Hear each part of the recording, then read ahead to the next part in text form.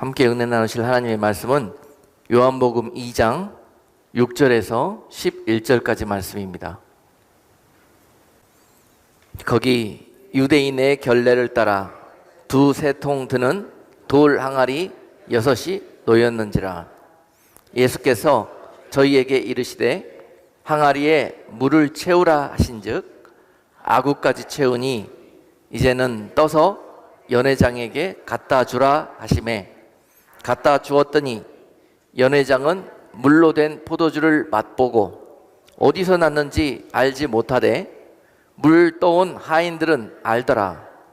연회장이 신랑을 불러 말하되 사람마다 먼저 좋은 포도주를 내고 취한 후에 낮은 것을 내거늘 그대는 지금까지 좋은 포도주를 두었도다 하니라. 예수께서 이 처음 표적을 갈릴리 가나에서 행하여 그 영광을 나타내심에 제자들이 그를 믿으니라. 아멘. 오늘 본문 말씀을 가지고 하늘나라 혼인잔치에 대해서 말씀을 증거하도록 하겠습니다. 좀 생소한 제목 같아도 여러분 성경에서 가장 핵심 주제 중에 한 가지가 바로 혼인잔치입니다. 성경의 주제는 혼인에 관한 약속을 주시고 그 약속을 이행하시기 위해서 예수 그리스도를 이 땅에 보내주셨고 그분을 믿는 자들마다 혼인잔치에서 영생 복락을 누리는 구원을 입게 될 것이라는 약속이 바로 성경의 주제인 것입니다. 그러므로 예수님과 장차 있게 될 혼인잔치는 성도들의 소망이요 영원한 여러분의 삶의 목표가 되어야 됩니다. 그 영광의 잔치에 내가 주인공이 되어져서 꼭 하나님께서 여러분들이 이 땅에 보내서 그 영광의 주인공으로 부르신 하나님의 뜻을 이루는 그러한 복된 성도들이 되셔야 합니다. 여러분들이 이 땅을 왜 사신다고요? 죄와 허물로 가득한 우리들의 옛 삶을 정리하고 아름다운 신부의 예복으로 갈아입고 그날에 주님 품에 돌아와서 주님의 신부로 영혼 복락을 하나님의 집에서 누리는 그러한 성도의 삶, 그것을 위해서 이 땅을 사는 것입니다. 준비되어지는 시간. 여러분 기억하시죠?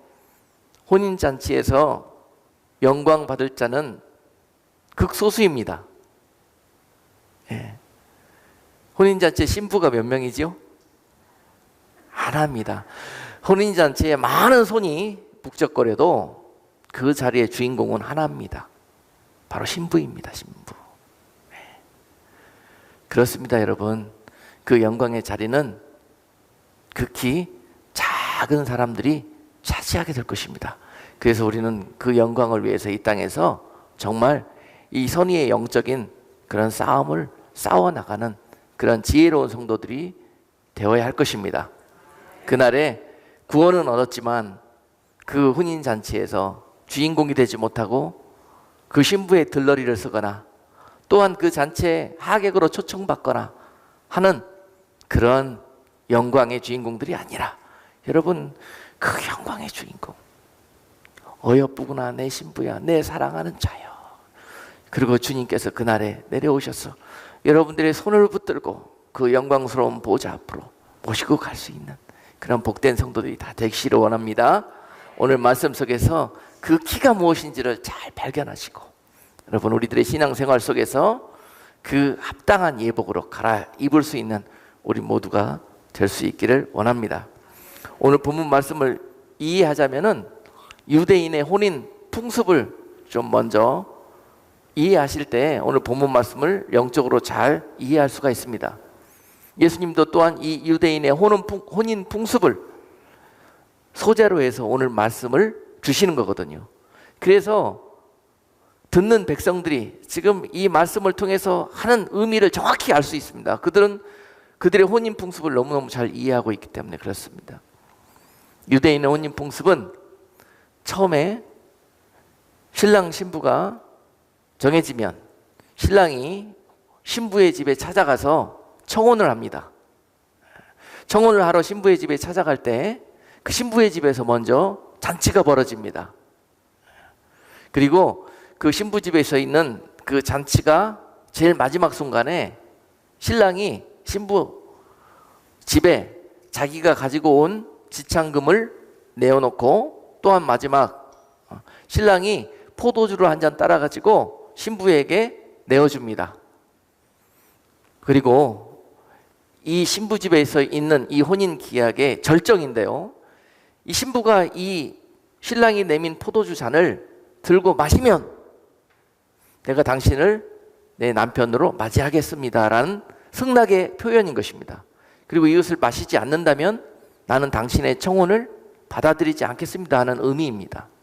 그러므로 이 포도주는 너무너무 중요한 것입니다.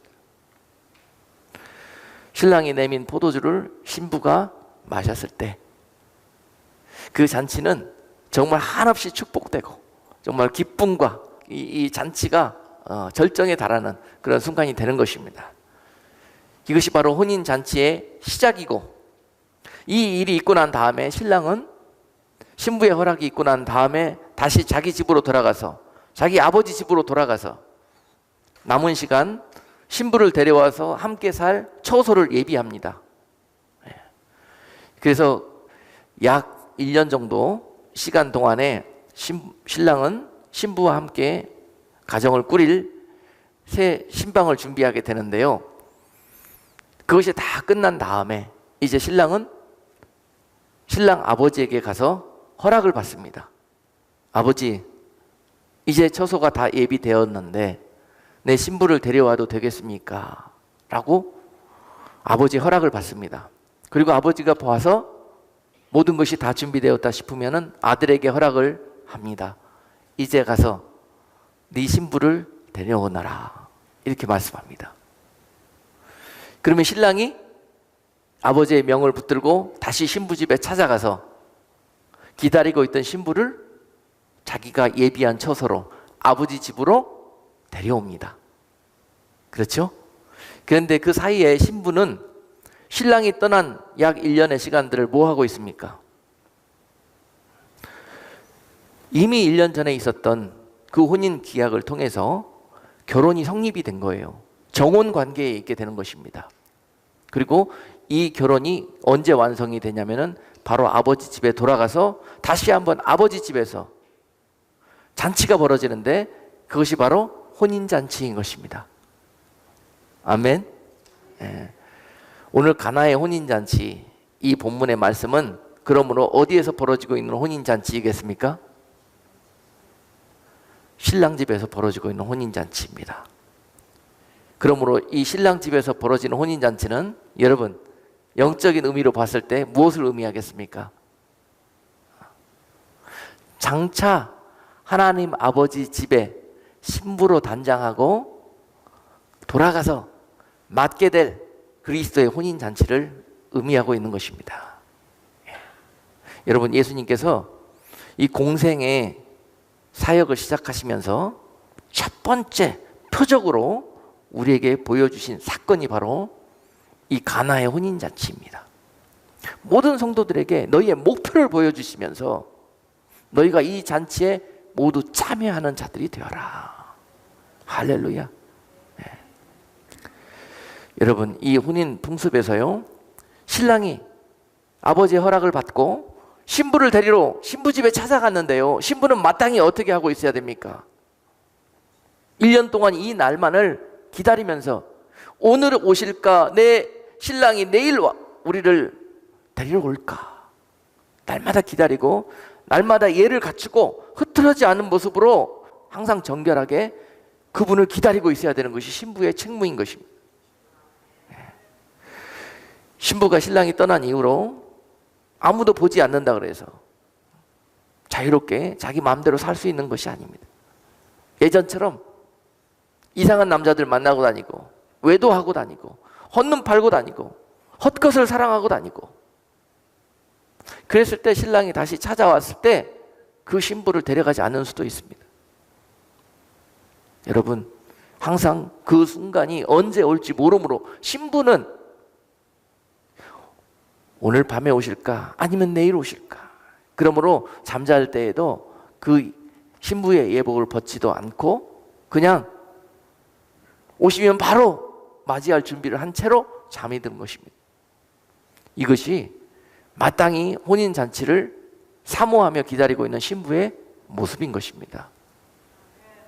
여러분, 이 혼인풍습을 통해서 우리가 깨달을 수 있는 비밀은 무엇이냐면요, 여기에 하나님께서 정말 신부의 자격도 없는 우리들에게, 죄인들에게 찾아오셔서 우리를 구원하시고 그분의 신부로 맞이해 주시기 위해서 우리 이 표적을 보여주시면서요, 내가 너희에게 내민 포도주를 마시는 자들마다 내 신부로 합당하도다. 할렐루야. 내 이름을 믿는 자들마다, 그리스도를 구주로 믿는 자들마다, 아멘으로 순종하는 자들마다, 그분을 영접하는 자들마다 주님과 혼인 기약의 주인공들이 되는 것입니다. 이것이 바로 구원입니다, 여러분. 감히 그 잔을 받을 수도 없는 우리를 감히 흠이 없으신 주님께서 사랑하신다고, 너는 내 신부로 너무도 아름답고 너무도 복되다고 그렇게 말씀해 주시면서 우리에게 찾아오셔서 포도주 잔을 내밀어요. 제발 나를 받아들여 달라고. 그분이 우리에게 사정을 해요. 내 신부가 되어 달라고. 우리가 바로 예수님을 만나고 그분을 믿고 나의 구주로 모시는 순간 이런 일들이 벌어지는 것입니다. 그분이 십자가에서 피 흘려서 만드신 그 포도주를 우리가 아멘으로 내가 주님의 신부로 주님을 모시겠습니다라고 영접하는 것이 바로 예수를 믿는 것입니다, 여러분. 그런 자들이 그 이후로 다시 신랑이 돌아가셔서 처소가 예비된 후로 나를 모시러 올 때까지 어떤 삶을 살아야 되겠습니까? 거룩한 하나님의 집에 가서 그분과 거룩하게 살 수 있는 모든 준비를 하는 시간, 지난 모든 과거와 죄악과 거기에 합당하지 못한 모습들을 청산하는 시간, 그것을 바로 예복을 입는다는 표현으로 말씀하고 있습니다. 마태복음 22장에 보시면 거기에 또한 혼인잔치의 비유가 나와요. 임금님의 혼인잔치 비유가 나오는데요, 거기에 1절에서 14절까지 말씀을 보시면 긴 내용이 나오는데, 요지인즉슨 여러분, 처음에 자격 없는 유대인들에게 예수님이 찾아오셔가지고 그들을 혼인잔치에 초청을 했어요. 그랬더니 유대인 뭐라고 그러는 줄 알아요? 내 바쁘대요. 내 상업차로 바쁘고 뭐 가사일로 바쁘고 뭔가 바빠가지고 나 혼인잔치 안 가겠대요. 나는 갈 수 없다고 그래요. 이게 얼마나 가당치 않은 이야기입니까? 감히 임금이 그 아들의 혼인잔치에 초청을 했는데 말이죠, 내가 상업차 때문에 다른 바쁜 일 때문에 갈 수가 없다는 거예요. 그 잔을 받을 수가 없다는 거예요. 여러분, 이것이 가당키나 하는 일입니까? 유대인들이 그랬습니다. 예수를 받지 않았습니다. 그분이 내민 잔을 받지 않았습니다. 오히려 때려 죽었습니다. 그리고 난 다음에 임금이 종들을 내거리에 보내가지고 너희는 가서 이제 아무나 만나는 대로 그 잔을 내밀고 이 잔치에 초청해 오너라. 그랬더니 내거리에 많은 사람들이 왕래함으로 그들에게 가서 전했더니 그들이 혼인잔치에 오더라는 거예요. 그래서 그 잔치에 손이 많게 되었다는 거예요. 그래서 임금이 그 잔치를 보면서 기쁘셨다고 그랬습니다. 아멘. 그런데 임금이 기뻐서 그 혼인잔치에 내려와 보았더니 모인 무리들의 모습이 어떻더냐 봤더니 혼인잔치에 합당하지 않은 모습으로 왔더라는 거예요. 어떤 모습으로? 딱 한 가지 조건이 있었습니다, 여러분. 그 혼인잔치에 참여할 수 있는 조건은 예복을 입고 오는 것이었습니다. 예복을 입고 오는 것이었습니다. 마태복음 22장에 보았더니 그 중에 무리 중에서 예복을 입고 오지 않은 한 사람을 보고 임금이 어찌하여 당신은 예복을 입고 오지 않았는가 물어보았더니 그가 할 말이 없어서 유구무원이라고 말합니다. 여러분,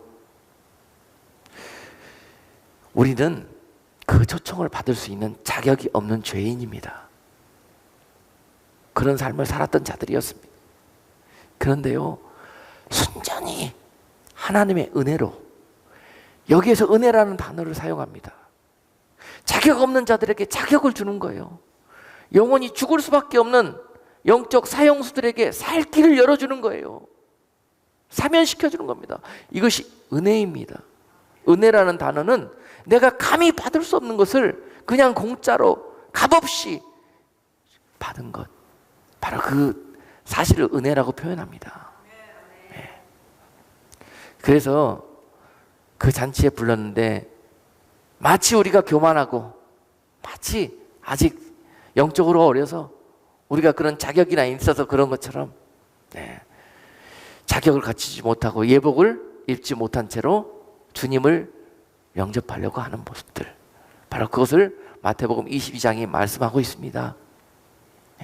그 예복은 우리가 돈 주고 사서 입는 것이 아니에요. 예수님께서 이미 십자가 위에서 죽으심으로 그 예복을 준비해 주시고 너희는 믿음으로 입고만 와라, 내게 입고만 와라는 거예요. 왜 안 입느냐고요. 복음의 옷을 입고만 와라. 그런데 왜 입지를 않고 옵니까? 여러분, 그 전으로 나올 때 믿음으로 예수로 옷 입고 나오는 것, 바로 그것이 이 영광의 혼인잔치의 주인공으로 가는 것입니다. 그것이 바로 예복을 입는 것입니다. 그 예복을 어떻게 입는가? 오늘 본문 요한복음 2장 말씀에서 이렇게 말씀하셨어요. 이 돌 항아리 6의 비유를 말씀하시면서, 자, 장차 이 혼인잔치가 하나님 아버지 집에서 있을 것인데 이 잔치가 벌어지는 날 과연 이 영광이, 이 기쁨이 누구에게 돌아갈 것이냐, 그러면서 돌 항아리 6을 말씀하고 있습니다. 여러분, 이 잔치에서 지금 너무너무 경사스러운 혼인이 완성이 되는 이 혼인잔치 아닙니까? 신랑 집에서 벌어지는 이 혼인잔치에서 이 경사스러운 날 포도주가 떨어져 버렸어요. 그래서 많은 사람들이 모였는데 이제 대접할 방법이 없습니다. 큰일 났습니다. 그런데 예수님께 부탁이 와가지고 포도주가 떨어졌다고. 예수님께서 항아리에 물을 채우라고 말씀하십니다. 준비된 6 항아리에 물을 채워라, 이렇게 말씀하셔요. 그러고 나서 하인들에게 이 물을 갖다가 떠다 연회장에게 갖다 드려라 말씀합니다. 그리고 연회장이 그 물을 맛보고 이렇게 말합니다. 어찌하여 많은 사람들은 좋은 포도주를 먼저 내놓고 나중에 객들이 다 취하면 그때 품질이 낮은 포도주를 내어놓는 것이 일반 상식인데, 당신은 처음에 내었던 포도주보다 더 귀하고 품질 좋은 포도주를 내어놓는 거. 연회장이 이렇게 그 물을 맛보고 품질 좋은 포도주라고 이야기하는 거예요. 그것을 갖다 준 하인들이 이 사실을 보고 기가 찰노릇입니다. 나는 물을 갖다 드렸는데 어찌 맛있는 포도주라고 말씀하시는 거예요. 여러분, 오늘 물이 포도주가 되는 그런 놀라운 역사가 벌어지는데 그 키가 오늘 본문에서 항아리 안에 담겨 있습니다. 항아리 안에서 도대체 무슨 일이 벌어졌기 때문에, 무슨 일이 벌어졌기에 이런 놀라운 일들이 벌어졌습니다. 항아리가 6이 놓아였지요. 항아리 6은 우리의 6이라는 숫자는요, 인간적이고 세상적인 숫자를 의미합니다. 그래서 666이라고 그러잖아요. 그래서 6, 영과 혼과 6이 육적인 상태, 그걸 666이라고 합니다. 이것이 장차 혼인잔치에 예비된 신부로 여러분들이 준비되기 위해서는 666으로 이 세상에 살았던 내가 777로 변화되는 그런 놀라운 일들이 이 땅에서 벌어질 때, 여러분 육신의 항아리들이 이 땅에서 666으로 살았던 내가 777로 변화된 삶을 살게 되었을 때, 그때 여러분들이 이 잔치에 합당한 예복을 준비하는 것입니다. 놀라운 일들이 벌어져요. 지금까지 내 666에 속했던 삶은 육적인 죽을 수밖에, 망할 수밖에 없었던 삶을 살았던 내가 하나님의 은혜로 말미암아, 하나님이 하나를 더하여 주시고 은혜를 더하여 주시는 걸로 말미암아 내 영과 혼과 육이 영적인 사람으로 바뀌어져서 777의 그런 성도로 변화되어서, 이것이 바로 666은 세상의 표요, 마귀의 표, 짐승의 표지만 777은 하나님의 백성의 표식인 것입니다. 장차 이 하나님의 나라에서 우리가 살아갈 그러한 시민권을 상징하는 거예요.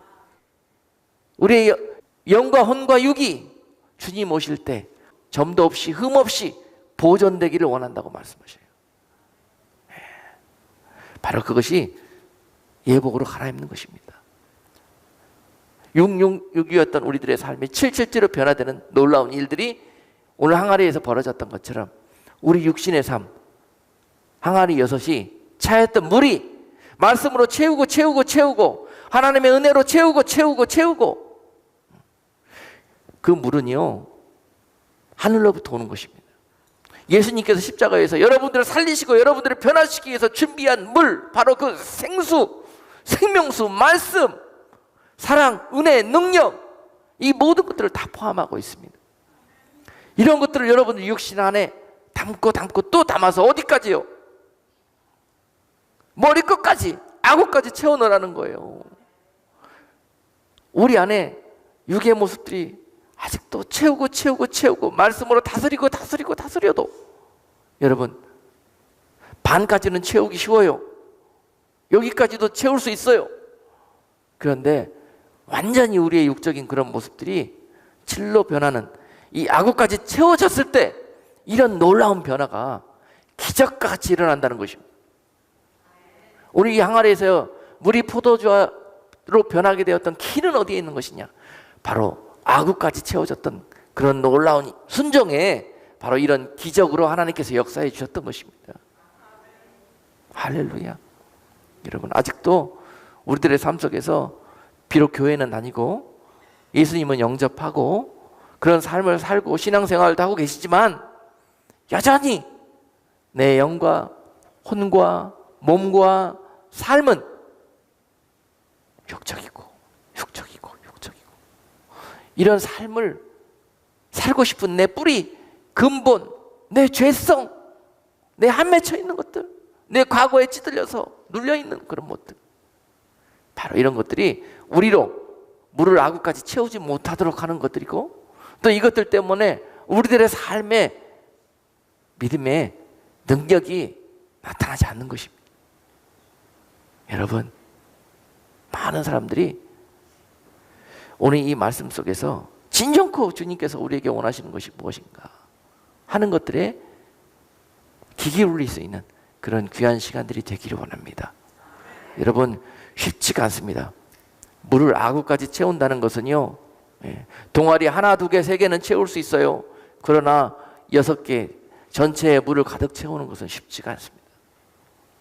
주님을 신뢰하고 주님을 사랑하고 주님을 인정하는 자가 이 말씀에 순종할 수가 있는 것입니다. 여러분 보십시오. 하인들 입장에서 아니 지금 포도주가 떨어졌는데 왜 우리 주님은 우리에게 항아리에 물을 채우라고 그러나, 빨리 포도주를 어떻게 구해올 그런 비책을 말씀해 주셔야지 왜 쓸데없이 항아리에 물 채우라고 그러나, 이렇게 생각할 수가 있단 말이에요. 이런 우리들의 상식과 이성이 하나님의 말씀을 순종하지 못하게 가로막는 바로 장애물인 것입니다, 여러분. 그러나 오늘 하인들은 어떻게 했습니까? 아직 예수님이 세상에 기적을 행하시지도 않고 메시아인 것을 사람들이 모릅니다. 그런 상태일지라도 이 하인들이 예수님의 말씀을 듣고 그들이 조건 없이 계산 없이 순종했습니다.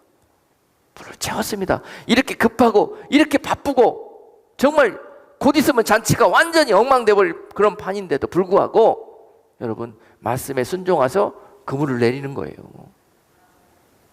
이 놀라운 순종이 오늘 이런 일들을 만드는 것입니다. 이 하인들은 여기서 끝나는 것이 아니라 이제 예수님께서 이제 그 물을 갖다가 연회장에 갖다 줘라. 지금 연회장이 찾는 것은 무엇입니까? 포도주를 찾고 있지 않습니까? 그런데 예수님께서 어찌하여 물을 떠다가 그분에게 갖다 주라는 것입니까? 여러분 같으면 이걸 이해를 할 수가 있습니까? 이 명령을 순종을 할 수가 있습니까? 아니 예수님, 이거 떠다 줬다가 내가 무슨 망신을 당하라고요? 이거 떠다 줬다가 내가 무슨 화를 당하라고요? 지금 급하고 화가 나 있는데 내가 이거 갖다가 화에 기름을 붓는 격이 아닙니까? 많은 사람들이 이런 자신의 육적인, 인간적인, 이성적인 생각들 때문에 예수님의 말씀에 순종을 할 수가 없습니다. 그래서 육의 삶을 사는 거예요. 그래서 내가 생각하는 대로, 내가 판단하는 대로 결정하고 그렇게 행동하면서 삽니다. 분명히 교회에서 말씀은 그렇게 배웠는데 그렇게 하자니 엄청난 대가가 따릅니다. 하나님께서 모세에게 네가 들고 있는 그 막대기를 바다를 향해서 내밀라고 그럽니다. 모세가 그 말씀에 순종해서 그 막대기를 바다를 향해서 내밀었습니다. 그럴 때 무슨 일이 벌어졌죠? 바다에 물이 갈라졌습니다. 여러분 그들이 지금 원하는 것은 무엇이었습니까? 뒤에서는 적이 쫓아오고 앞은 홍해가 가로막혀 더 이상 갈 곳이 없습니다. 길을 내달라는 것이 그들의, 도망갈 길을 내달라는 것이 그들의 소망이었습니다. 그런데 하나님께 요청했더니 하나님이 막대기를 바다에 내밀래요. 모세 입장에서 이해가 됩니까 여러분? 바다에 쫙 길을 내놓고 모세야 저 바다로 난 길로 빨리 도망가라 이렇게 해주셔야 우리가 이해가 되지 않습니까? 순종할 수 있지 않습니까? 그런데 하나님께서 반드시 우리들에게 믿음을 가르치기 위해서 하나님은 바로 바다를 갈라버리시고 거기로 도망가라 이렇게 하실 수도 있는 분이시지만 너희가 손을 내밀라. 너희가 내 말을 믿는지 아니 믿는지 한번 보자. 여러분 기적은 믿음의 열매입니다. 믿음 있는 자가 삶에서 기적을 경험합니다. 여러분 지식 있는 자가 여러분 하나님을 경험하는 것이 아니에요. 하나님을 온전히 아는 것이 아니면 하나님을 온전히 믿는 자가 하나님을 온전히 알게 되고 그 하나님을 경험하게 됩니다. 그 하나님은 지금도 살아계셔서 믿음 있는 자들의 편이시고 그들을 도우시는 하나님이십니다.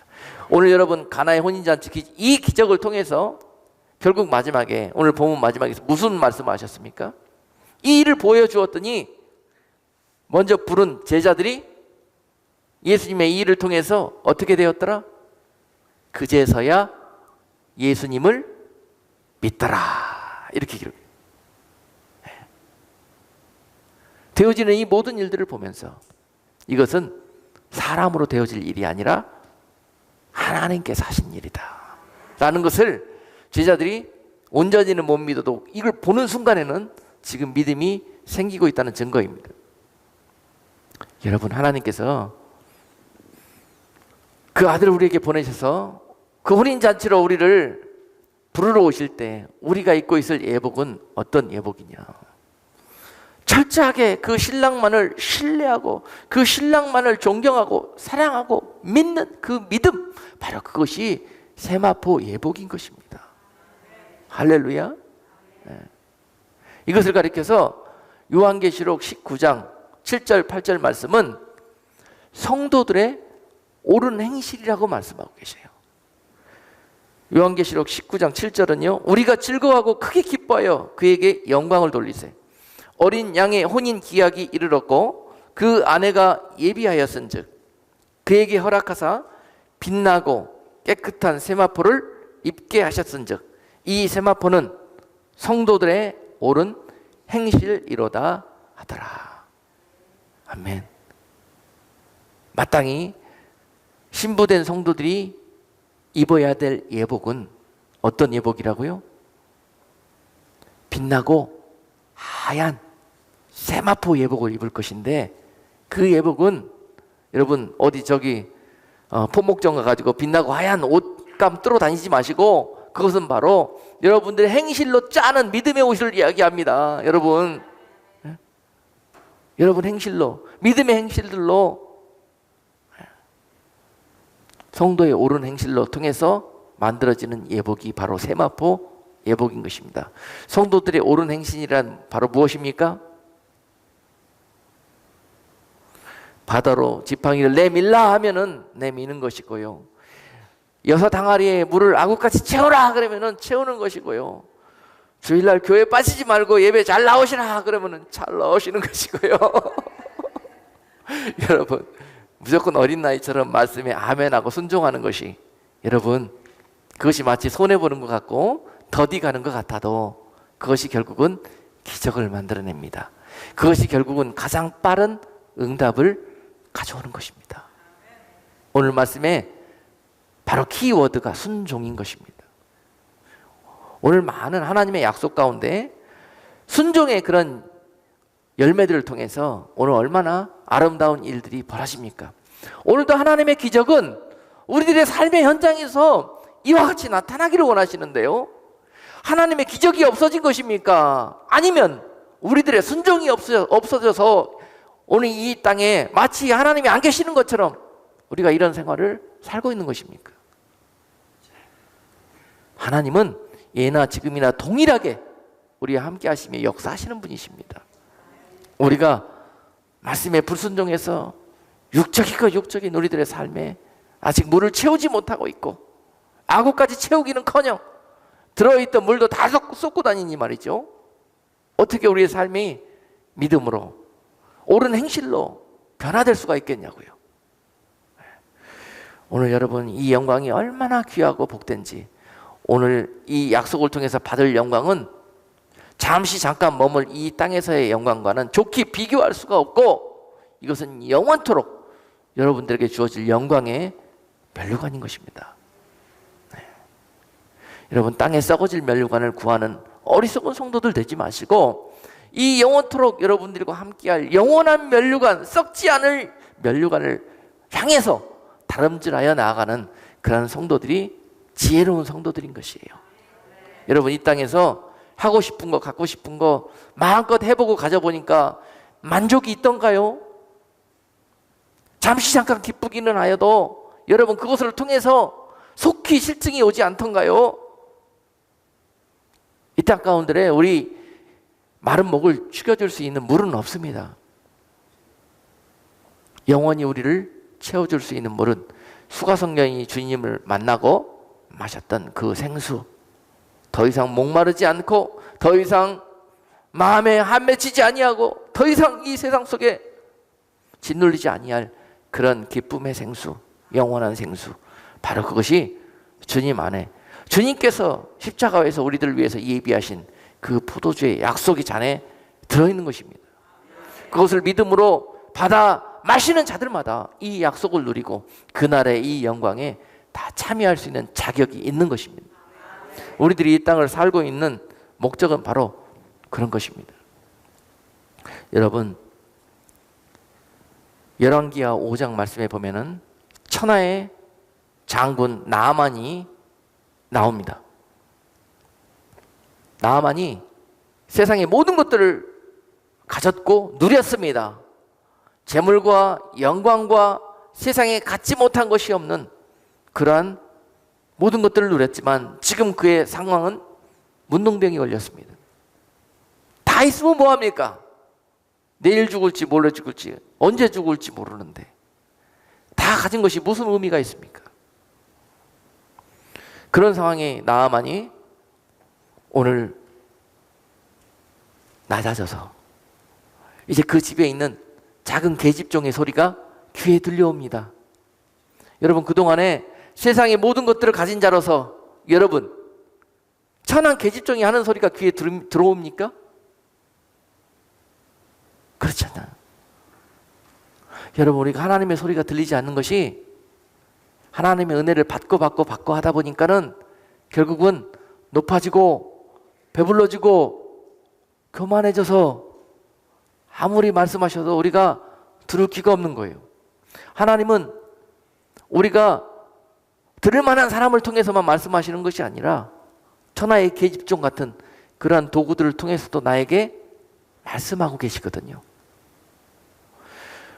오늘 나아만이 죽을 병이 걸리니까 이제 마음이 낮아지고 눈이 낮아지고 귀가 낮아져서 그 계집종이 솔깃한 소리를 하는데요. 주인이시여, 내 고향에 가면 주의 종 선지자가 있는데 그 선지자께서 하나님께 구하면 주인의 병을 능히 고치고도 남음이 있을 것입니다. 그러니 가서 우리 하나님께 청하십시다. 그렇게 제안을 합니다. 여러분, 평상시 같으면 나아만이 아마 듣지도 아니고 콧방귀를 뀌었을 텐데요. 그 계집종의 말을 듣고 이스라엘로 찾아갑니다. 그리고 이스라엘 왕 앞에 나가서 너희 나라에 있는 선지자를 나에게 와서 나로 병이 낫도록 기도하게 하라, 이렇게 이야기합니다. 그랬더니 이스라엘 왕이 어떻게 했어요? 발발발 떱니다. 아람 나라 군대 장군인 이 나아만이 세계를 통치하는 이 권력을 갖고 있거든요. 아니, 이 자가 와가지고 감히 얼토당토하는 말을 하는 거예요. 아니, 세상에 누가 문둥병을 고칠 수가 있다고 지금 와서 문둥병을 고쳐내라고 하는 것인가? 괜히 우리나라에 와서 왕인 나에게 시비를 붙여가지고 고치지 못하면은 나에게 해를 가하고자 이렇게 하는 것이 아닌가? 왕이 옷을 찢고 사시나무 떨듯이 두려워 떱니다. 천하의 믿음의 나라 이스라엘 왕이 그렇게 되었습니다. 자, 이 소식을 엘리사가 듣습니다. 그리고 왕이시여, 걱정 마시고 그 자를 내게 보내소서. 그래요. 그리고 그 자가 엘리사 집 문 앞에 가서 엘리사를 부릅니다. 선지자여, 나오라. 나에게 나와서 내 병이 낫도록 기도하라. 너희 하나님께 나를 위해서 기도하라. 그렇게 말합니다. 그랬더니 엘리사가 방 안에서 문도 안 열어보고 목소리로 병이 낫고 싶으냐? 그러면은 요단강에 가서 7번 몸을 씻으라. 이렇게 말합니다. 나아만이 참고 참았는데 폭발을 합니다. 감히 천하의 나아만이가 왔는데 나와서 머리를 조아리고 그리고 나와서 내가 시키는 대로 순종하며 행해야 될진데 감히 나에게 이렇게 행할 수 있는가? 머리 꼭대기까지 분노가 치밀었습니다. 그럴 때 옆에서 또 종이 말합니다. 나아만의 종이 주인님, 여기까지 왔는데요. 우리가 온 목적이 살러 왔지 않습니까? 시키는 대로 하십시다. 그랬더니요, 사람은 죽을 병이 걸려봐야 철이 드는 것 같아요. 그랬더니 나아만이 분을 가라앉히고 이렇게 대답합니다. 아니, 이거 기가 막힐 노릇 아닌가?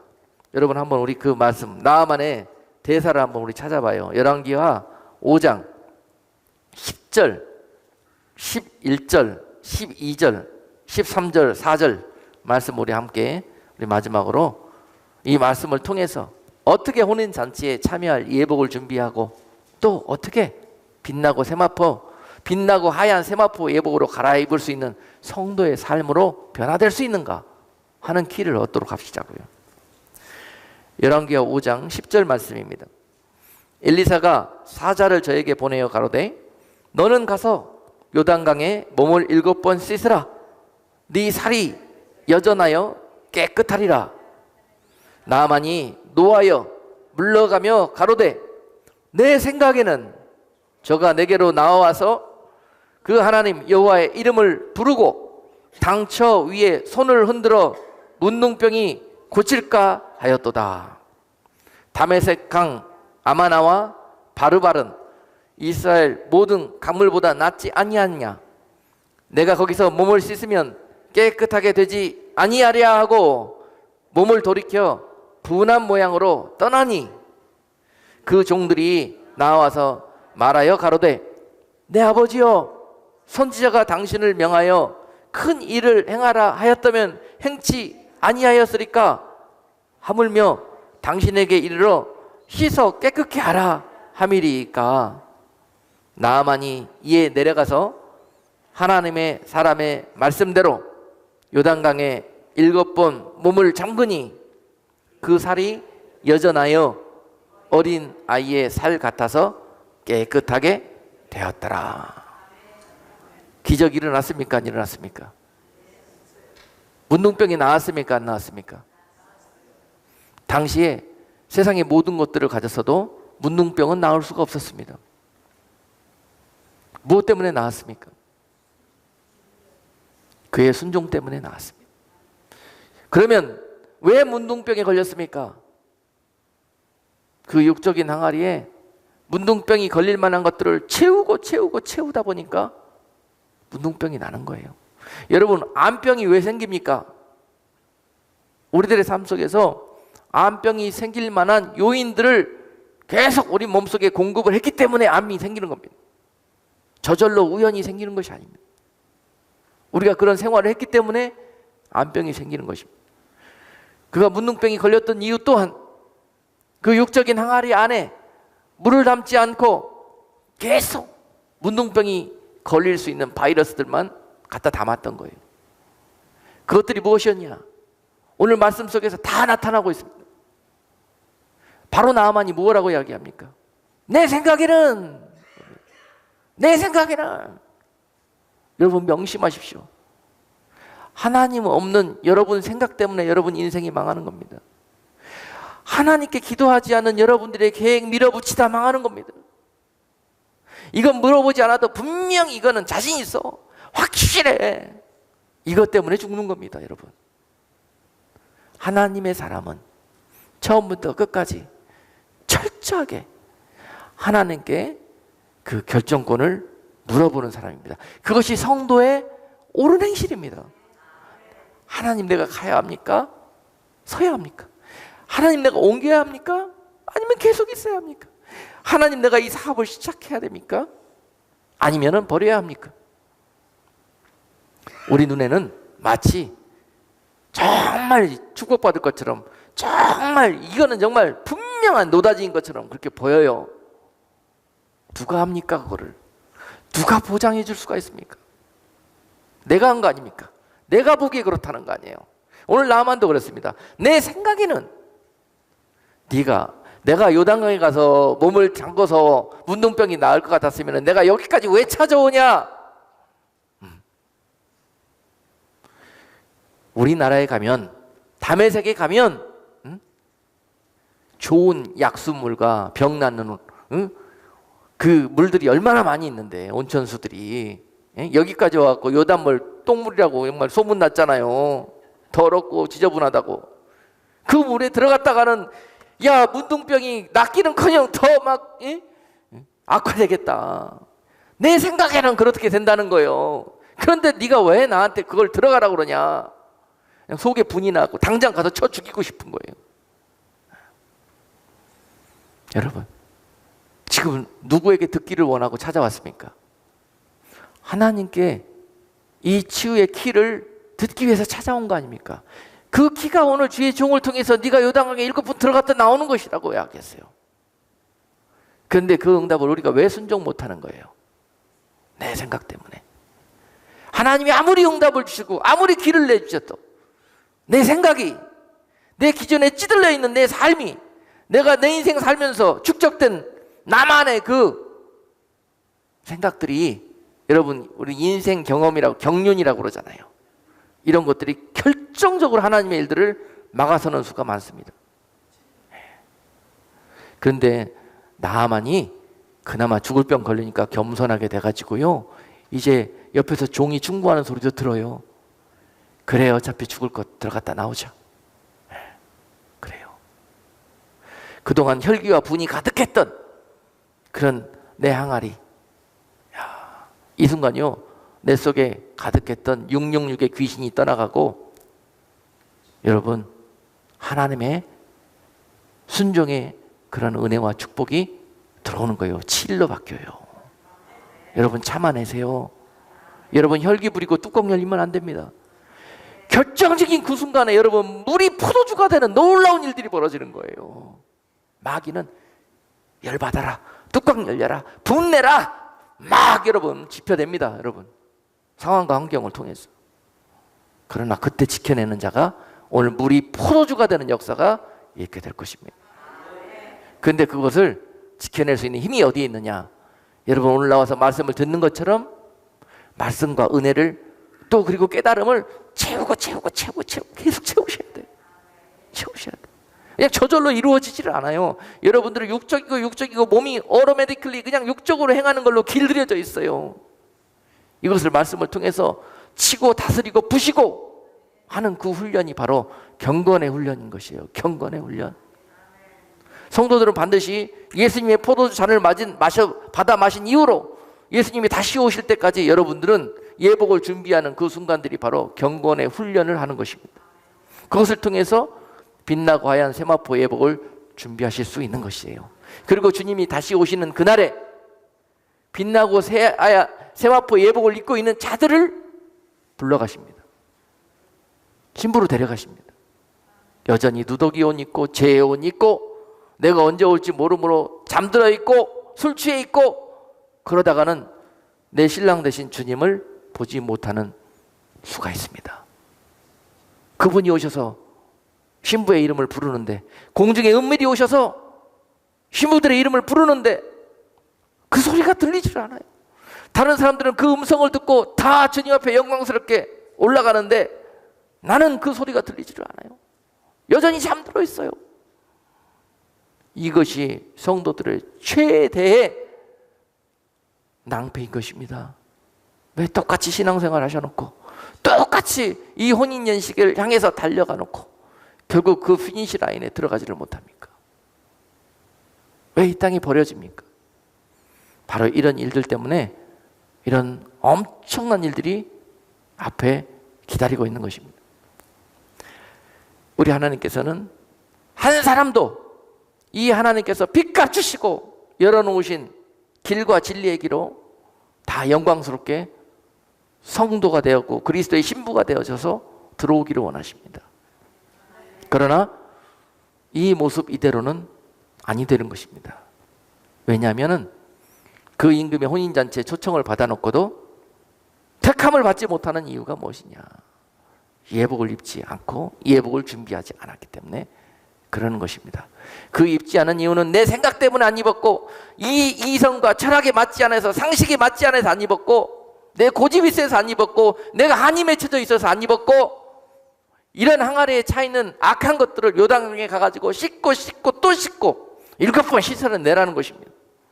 7번은 완전한 숫자입니다. 아구까지라는 의미입니다. 여러분 아구까지 악한 것들을 다 비워내고 하나님의 말씀에 물로 채워넣었을 때 여러분들이 하나님 보시기에 성도의 옳은 행실이 되었다는 것입니다. 오늘 말씀 속에서 혼인잔치의 기약을 다시 한번 우리에게 말씀해 주시고 그 잔치의 아름다운 그 영광의 신부로 여러분들을 초청하는 그런 메시지를 주셨습니다.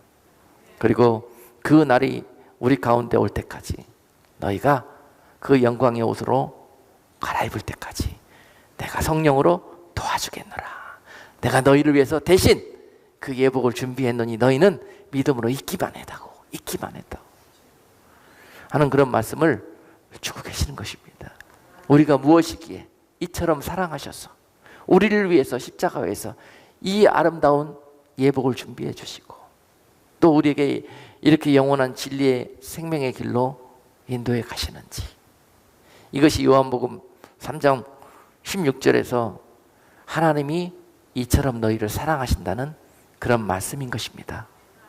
오늘 이 약속의 말씀에 주인공들이 다 되셔서 한 사람도 빠짐없이 모두 다 이 영광에 참여할 때 마치 마태복음 25장에서 혼인잔치의 문이 닫히고 밖에서 문이 열어달라고 그때서야 소리치는 미련하고 지혜 없는 처녀들 되지 마시고 여러분 기름등불 꺼지지 않도록 충분한 기름을 예비하시고 그날에 영광스럽게 주님을 맞이하는 복된 성도들 다 되시기를 주님의 이름으로 축복합니다.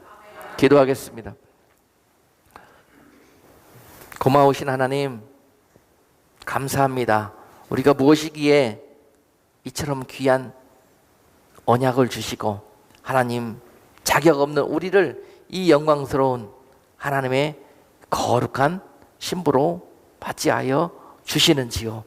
하나님, 이 말씀을 듣는 누구라도 하나님 이 말씀을 마음속 깊이 새기고 하나님 그 영광의 날까지 피 흘리기까지 싸우며 내가 입고 있는 이 죄의 옷, 누더기 옷, 더러워진 이 옷을 벗어내고 하나님이 우리를 위해서 예비해 주신 믿음의 옷, 아름다운 성도의 세마포 예복으로 갈아입는 우리 모두가 되게 해 주옵소서.